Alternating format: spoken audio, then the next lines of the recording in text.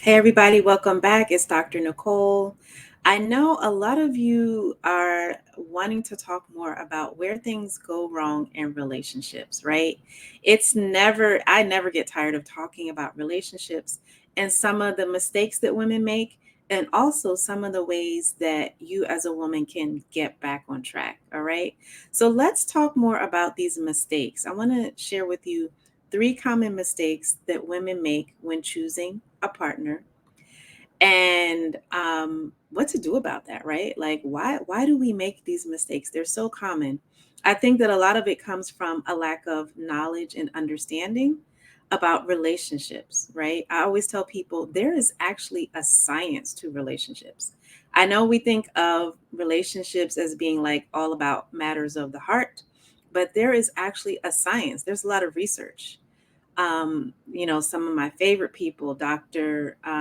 John Gottman, Esther Perel, there's many others. I've done a lot of research on relationships.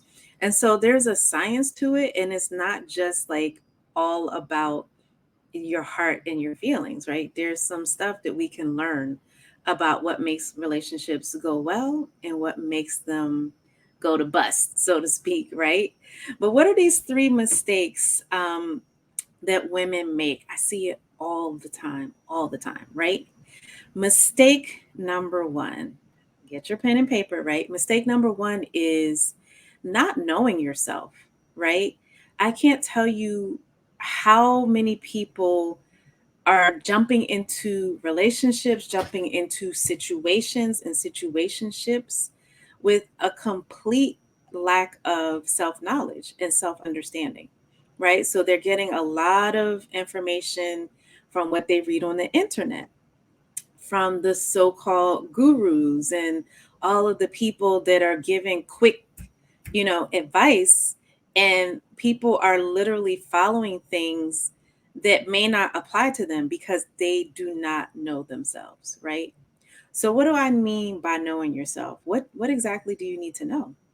You need to know where you are in your season and cycle of relationships. Okay?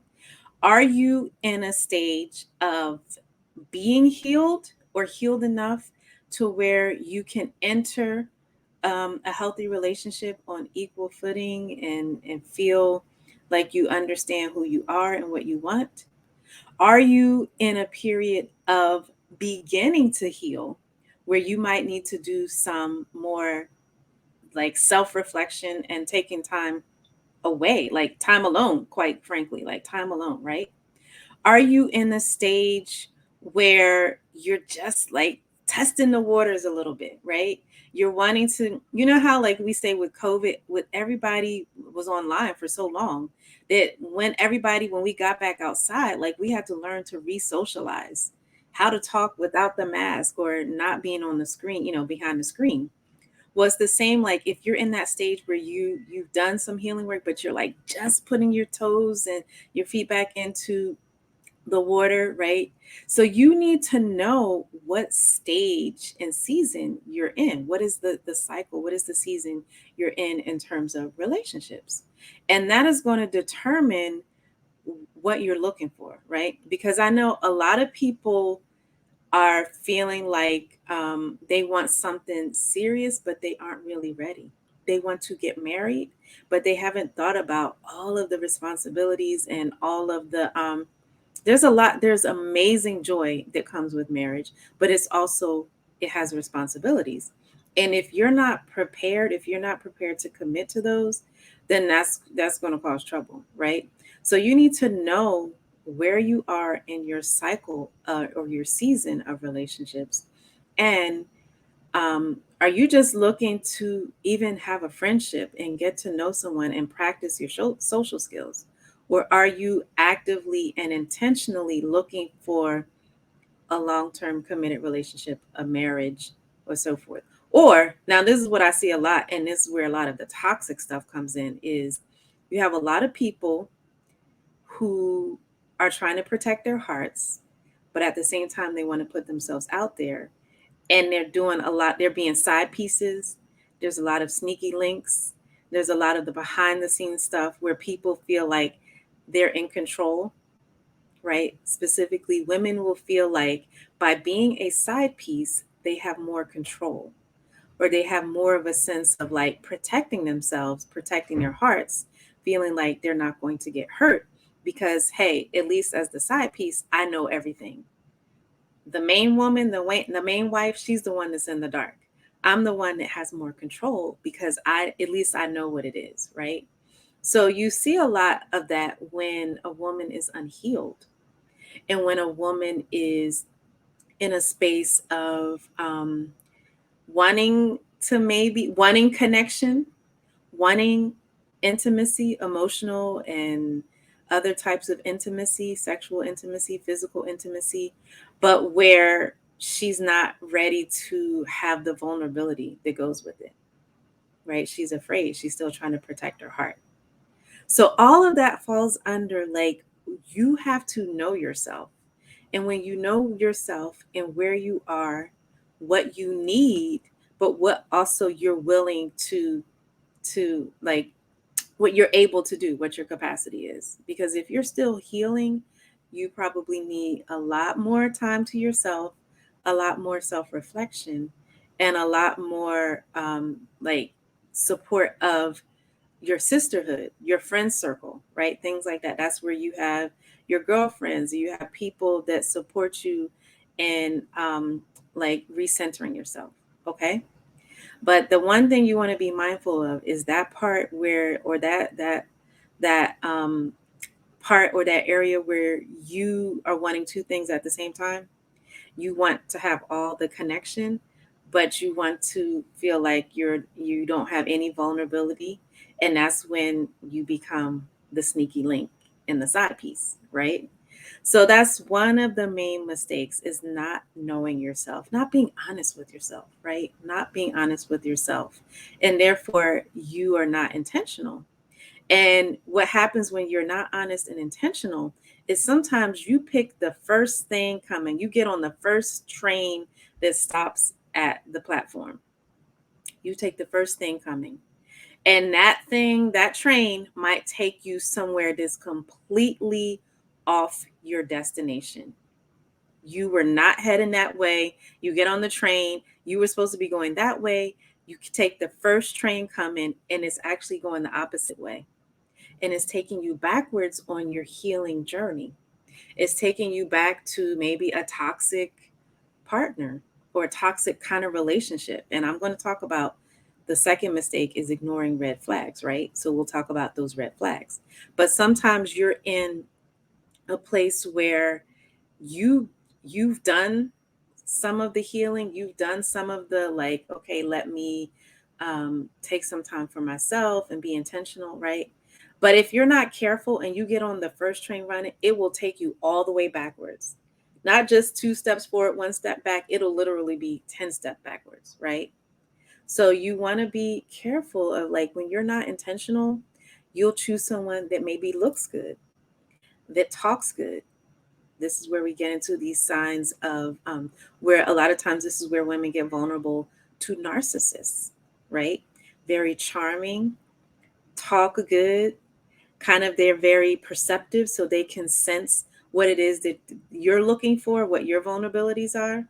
So maybe they sense that you're looking for a rescuer because you're not feeling secure or sure. They're going to give you that. They're going to make you feel like they're rescuing you. Or maybe you are in a place where you're looking like you don't have good sense of self-esteem. Well, they're going to see that and they're going to try to pump you up and make you feel good only later on to tear you down, right? So when you're not intentional, you're more prone to taking the first train coming, and a lot of times that train is someone who is manipulative and senses that you're not being intentional and you're not grounded and centered. Okay. The other thing is you might also attract, if you're not careful, very disorganized men that like have no sense of purpose or direction in their own life. And they're disorganized and they're just looking to latch on to someone, right? So all of these are the risks of not knowing yourself, not being intentional, taking the first train running and going in the backwards direction, right? So knowledge of self is so important. And then that is one mistake that women make, is not knowing themselves, where they are in their season and in their cycle of relationships. Okay. The second mistake that so many women make is ignoring red flags. Not only are women not seeing green flags or not knowing what green flags are, but they're ignoring red flags. Red flags like men being inconsistent in their actions and in their words, being controlling, being two-faced, charming one minute, trying to butter you up, and then the next minute demeaning or dismissive, right? Not being respectful of your boundaries. So when you make it clear, for example, what are your rules or your standards around sexual intimacy?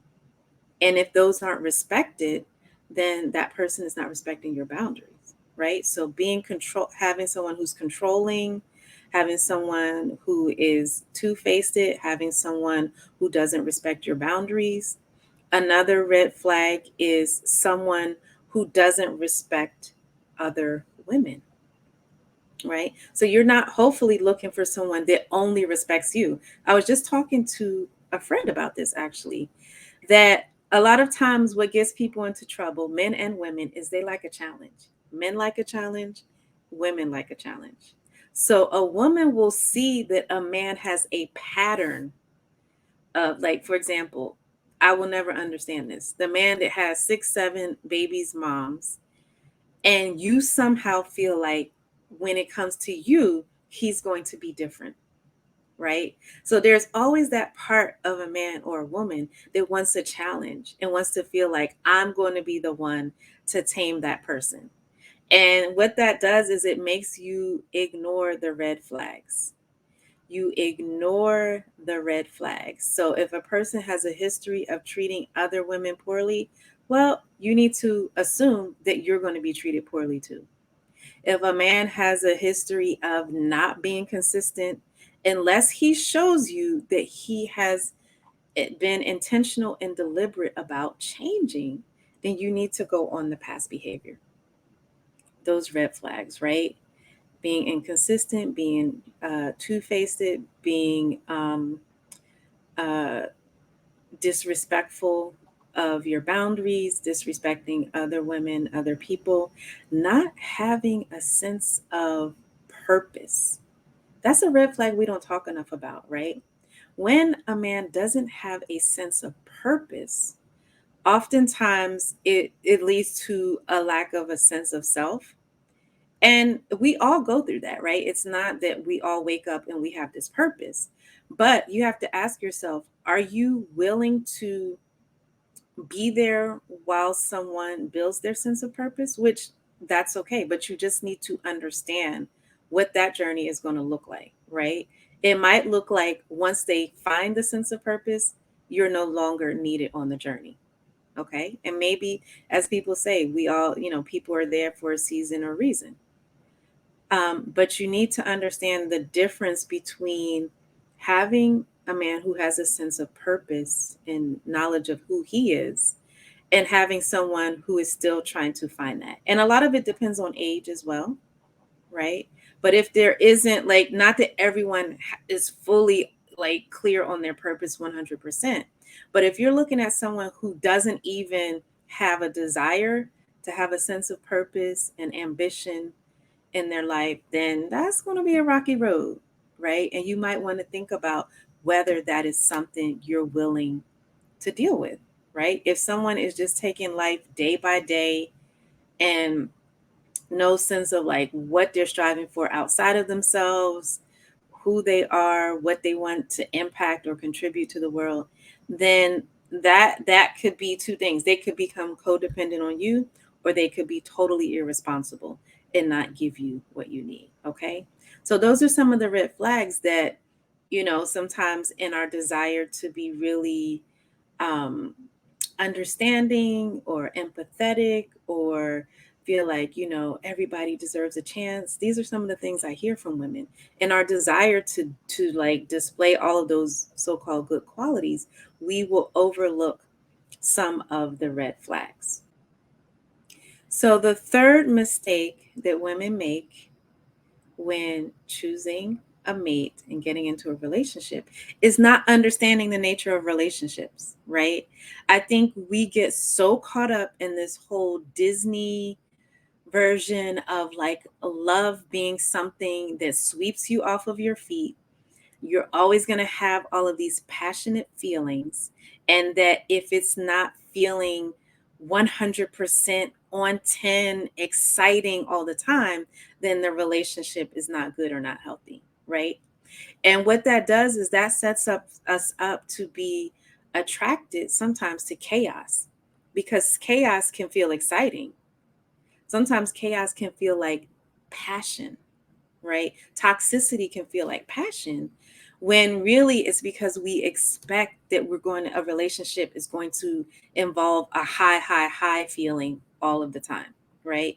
But really what it is that we have to be okay with the fact that stability sometimes feels boring, that some of the stages of love and relationship, even I was looking at this study, different parts of our brains are activated.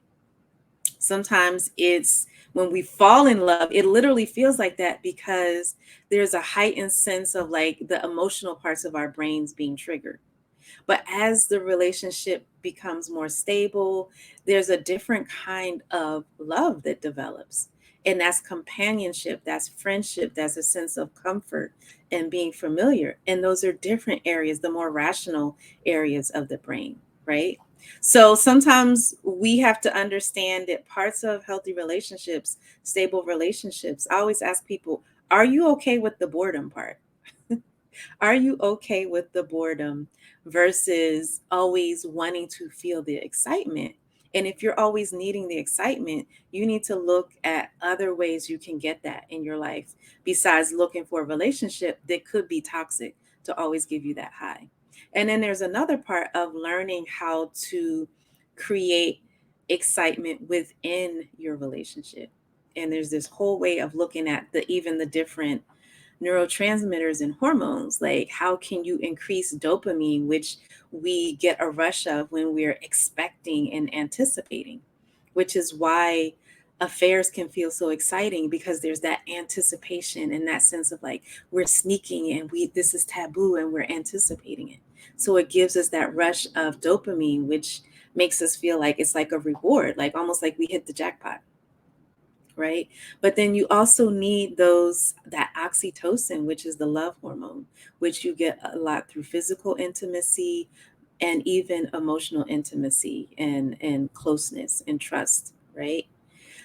So there's ways to have excitement and feelings of connection that you can cultivate those within your relationship. But first, you have to be okay with the fact that a healthy relationship, a stable relationship, sometimes is pretty darn boring, right?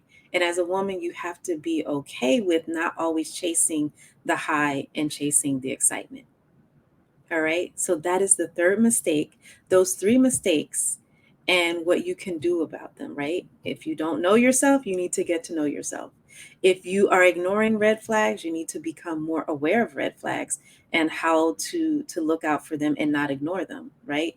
And if you're not understanding the cycle of relationships, you have to learn to be okay with the fact that part of relationships and part of stability is that sometimes it's not always that passionate excitement, but knowing that you can find ways to create that, more of that within your long term committed relationship. Okay. Don't forget to subscribe to the channel, share this video, like it, and of course, turn on notifications. I'll see you next time. Take care.